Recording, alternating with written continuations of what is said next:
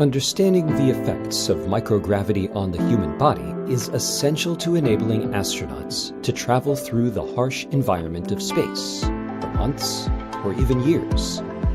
Significant changes to the body's skeletal and muscle systems have been studied for decades, and strategies to maintain physical fitness are being applied through various countermeasures, including vigorous exercise aboard the International Space Station. But scientists and researchers still have a lot to learn, including how time spent in space affects the eyes and brain.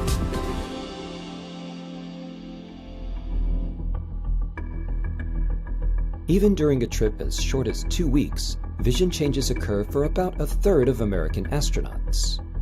When the trip is longer, say 4 to 6 months, that figure may double.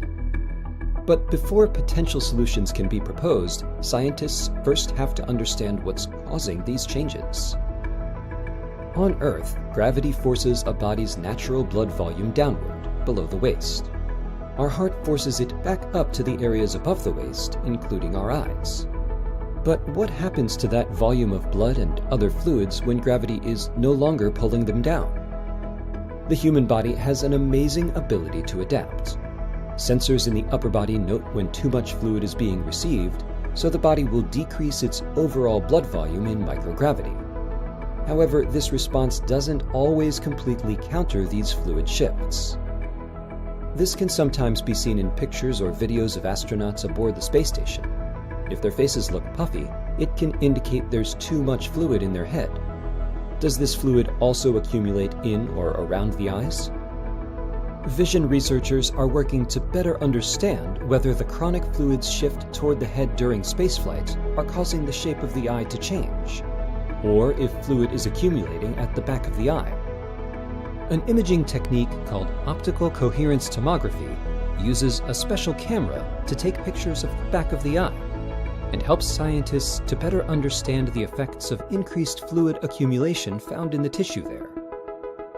Dr. Stephen Laurie is the lead scientist for spaceflight-associated neuroocular syndrome research. He says, "We have known since astronauts flew short-duration space shuttle missions that vision changes during spaceflight occur faster than would be expected during the same time period on Earth.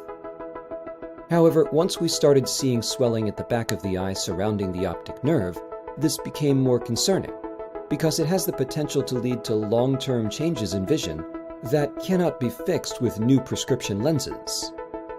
Another challenge for scientists is that astronauts may not conform to a one-size-fits-all treatment approach.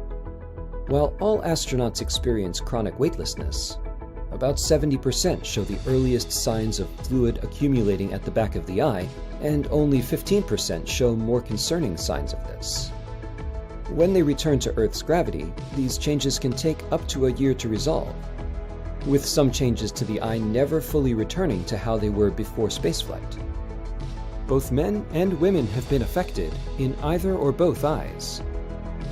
Dr. Laurie concludes, "Researchers and medical doctors closely monitor astronauts during and after spaceflight to determine if any permanent vision changes will emerge, while also continuing with research to learn more about the underlying causes of these changes." For more information about how astronauts maintain their health on board the space station, go to www.nasa.gov/ISS-science. To discover more about the space on, around, and beyond our planet, visit science.nasa.gov.